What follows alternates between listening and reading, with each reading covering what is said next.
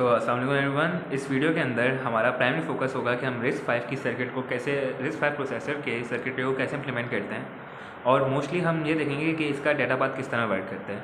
तो सही है, अब आते हैं इसके सर्किट के ऊपर। सबसे पहले देखते हैं कि हमारा प्रोग्राम काउंटर कैसे वर्क कर रहा है। आप देख रहे होंगे कि प्रोग्राम काउंटर के अंदर हमारे पास एक ऐड सर्किट का कॉम्पोनेंट है। अब ये ऐड सर्किट का कॉम्पोनेंट क्या कर रहा है, ये एक इमीडिएट ले रहा है जो कि ऑफन 4 बाइट का होता है और सेकंड वायर इसके अंदर आ रही है, सेकंड डेटा इसके अंदर आ रहा है प्रोग्राम की करंट लोकेशन से। वो देख रहा है कि अभी जो करंट इंस्ट्रक्शन है वो कौन सी जगह पे है, कौन सी लोकेशन में मेमोरी में कहाँ स्टोर है, और फिर उसके अंदर इमीडिएट ऐड कर रहा है एंड देन इसको वापस दे रहा है प्रोग्राम काउंटर में। और ये लोकेशन हमारे पास स्टोर हो रही है मेमोरी में, मेमोरी इंस्ट्रक्शन में, जहाँ पे जाके मेमोरी ये देख रही है कि डाटा को रीड कहाँ से करना है, नेक्स्ट इंस्ट्रक्शन को रीड कहाँ से करना है। सही, अब इसके बाद आ जाते हैं हम अपनी रजिस्टर्स की सर्किटरी के ऊपर कि हमारी इंस्ट्रक्शन कैसे काम करती हैं और इसके अंदर कौन कौन से रजिस्टर्स हैं, किस टाइप के रजिस्टर्स हैं और वो किस तरह फंक्शन करते हैं, डाटा कैसे फ्लो करते हैं। तो सबसे पहले हम देखते हैं, हमारे पास आते हैं आर टाइप के इंस्ट्रक्शंस। आर टाइप के इंस्ट्रक्शंस में हमारे पास क्या इंस्ट्रक्शन होती है, उसके अंदर 2 सोर्स रजिस्टर्स होते हैं, RS1 RS2 and then there is a destination register RD। तो क्या कर रहे हैं, देखें, आप देख रहे होंगे कि इंस्ट्रक्शन जो है उससे पार्ट्स होकर एक रीड रजिस्टर 1 में वायर जा रही है, डाटा जा रहा है, एक लाइन जो है हमारे पास रीड रजिस्टर 2 में जा रही है, एक राइट रजिस्टर में जा रही है।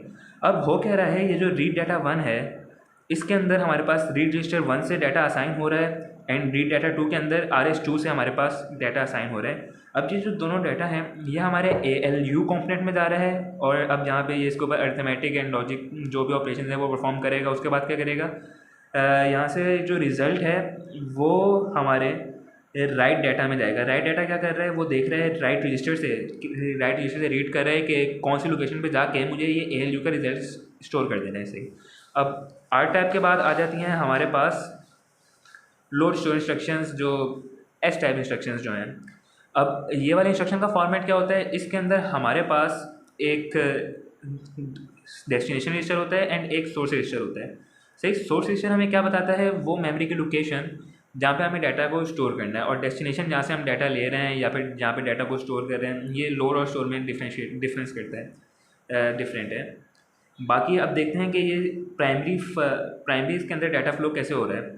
हमारे पास सबसे पहले आ गए इंस्ट्रक्शन। सही, इंस्ट्रक्शन से हमारे पास अब डाटा जा रहा है रीड रजिस्टर 1 में, रीड रजिस्टर 2 में, यहाँ पर रीड रजिस्टर और राइट रजिस्टर लिख दिया है। इसके अंदर इनमें से कोई भी एक रजिस्टर होगा, मोस्टली यहाँ पे राइट रजिस्टर होता है जो कि एज अ RD वर्क करता है। एंड देन एक बात जा रहा है इमीडिएट जनरेटर पे। ये इमीडिएट जनरेटर क्या कर रहा है, जो हमारी 32 बिट की इंस्ट्रक्शन है इसके अंदर से जो हमारा 12 बिट का ऑफसेट है उस ऑफसेट को 64 बिट में कन्वर्ट कर रहा है एंड देन ये जा रहा है ALU कॉम्पोनेंट में, जहाँ पे हमारे पास डाटा आ रहा है RS1 का या मेमोरी लोकेशन का, जहाँ से हमें डाटा उठाना है या स्टोर करना है। सही, ये ALU में गया, वहाँ से हमने डाटा कंप्यूट किया एंड देन ये हमारे पास चला गया डाटा मेमोरी के अंदर। डाटा मेमोरी के अंदर हमारे पास ये ALU रिजल्ट जो एड्रेस दे रहा है वो स्टोर हो रहा है एंड देन फिर ये डाटा मेमोरी डिसाइड करती है कि हमें डाटा रीड कहाँ से करना है और राइट कहाँ से करना है। जो हमारा सेकंड रजिस्टर था RD, वो आपने देखा यहाँ पे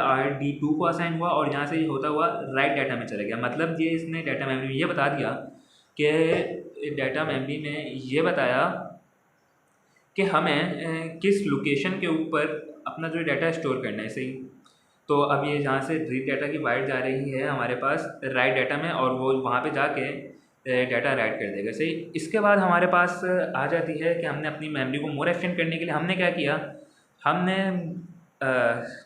लोड टाइप और आर टाइप की इंस्ट्रक्शंस की सर्किटरी को कंबाइन कर दिया। सही, अब कंबाइन करने में क्या होगा, देखें, आप देख रहे होंगे कंपोनेंट वो सेम टू सेम वही कंपोनेंट इस्तेमाल हुए हैं, बस फ़र्क हमारे पास ये आ गया कि अब जैसा कि आपको पता है आर टाइप में एक हमारे पास जो एक होता है RD2, ये हमें डिसाइड क्या करना है, रीड डाटा 2 के अंदर डिसाइड करना है, और जो हमारा आउटपुट आ रहा है जो हम राइट डाटा के अंदर देंगे, यहाँ पे हमें डिसाइड करना है कि कौन सी इंस्ट्रक्शंस देंगे, क्योंकि डिफरेंस आपको पता होगा इन दोनों के फॉर्मेट में सिर्फ इन्हीं 2 रजिस्टर्स का होता है और इन्हीं 2 लोकेशन का होता है। तो हमने क्या किया, हमने कहा चलें why not we use a mux. हमने यहाँ पे देखें एक मक्स डिज़ाइन, यहाँ पे 2 मक्स लगाए हैं। ये मक्स क्या कर रहे हैं, सबसे पहले तो ये हमारे पास RD में और RS2 में डिसाइड कर रहे हैं कि वेदर के हमें अगर ALU ऑपरेशंस करने हैं, आर टाइम इंस्ट्रक्शन है तो ALU में चले जाओ, और या तो अगर हमारे पास मेमोरी या लोड स्टोर इंस्ट्रक्शन है तो यहाँ से इमीडिएट लो और फिर वो ALU में चले जाओ।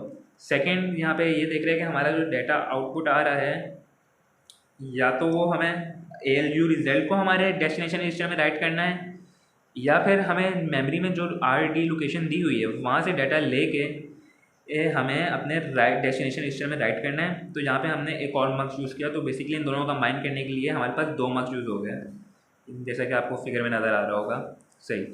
अब इसके बाद आ जाते हैं जो हमने लास्ट में पढ़ा, ब्रांच इंस्ट्रक्शन थे। सही। अब ब्रांच इंस्ट्रक्शन किस तरह काम करती है, आप ब्रांच ये देखें, फॉर एग्जांपल मैंने ब्रांच इंस्ट्रक्शन लिखी हुई है। इसका फॉर्मेट क्या है कि हमारे पास दो सोर्स रजिस्टर्स हैं, इन दोनों को हमें कंपेयर करना है, एंड देन हमारे पास एक इमीडिएट है, एक एड्रेस है कि ब्रांच करके कौन सी लोकेशन पे जाना है, उसका एड्रेस हमारे पास स्टोर है। तो आप देखें यहाँ पे इंस्ट्रक्शन को पास कैसे किया। ये 2 सोर्स रजिस्टर्स, एक गया रीड रजिस्टर 1 में, दूसरा गया रीड रजिस्टर 2 में, और जो हमारे पास इमीडिएट था ऑफसेट वो गया इमीडिएट जनरेटर में। अब यहाँ पे हो क्या रहा है, रीड डाटा 1 ने सोर्स रजिस्टर 1 से डाटा उठाया, रीड डाटा 2 ने सोर्स रजिस्टर 2 RS2 से डाटा उठाया। ये दोनों गए ALU में। ALU में हमारे पास हुई कंपैरिजन। सही। ALU में हमने कंपेयर किया डाटा, एंड देन हमारे पास ये आउटपुट आ रहा है 0, जो हम बाद में यूज़ करेंगे। और सेकेंडली अगर जो ब्रांचिंग करनी है, लेट सपोज वो जो हमारे पास 0 आ रहा है कि लेट सपोज, अभी सपोज कर लेते हैं, क्योंकि कंट्रोल पाथ अभी हमने यहाँ पे इंक्लूड नहीं किया, शो नहीं किया, तो सपोज कर लेते हैं कि यहाँ पे आ गया 0। अब हमें ब्रांच करना है, न्यू इंस्ट्रक्शन में जंप करना है। तो यहाँ पे क्या होगा, हमारी इंस्ट्रक्शंस है, इंस्ट्रक्शन से उसने इमीडिएट लिया। इमीडिएट जो उसका फ़ायदा ये होता है, क्योंकि हमारी 4 बाइट की मेमोरी होती है, हर इंस्ट्रक्शन 4 बाइट लेती है, तो हमारी जो लीस्ट सिग्निफिकेंट बिट है वो हमेशा 0 आती है।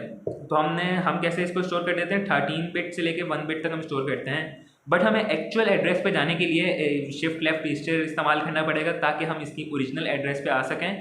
एंड देन हमने इसको जो हमारे पास करंट डाटा लोकेशन है वहाँ वो हमने ALU कंपोनेंट में दिया, ऐड में। यहाँ से हमने अपने इमीडिएट का एड्रेस दिया, और जो इसका रिजल्ट आया हमारे पास वो जगह का एड्रेस आ गया, वो लोकेशन आ गई जहाँ पे हमें जंप करना है। सही। अभी तक के लिए इतना ही। अल्लाह हाफिज़।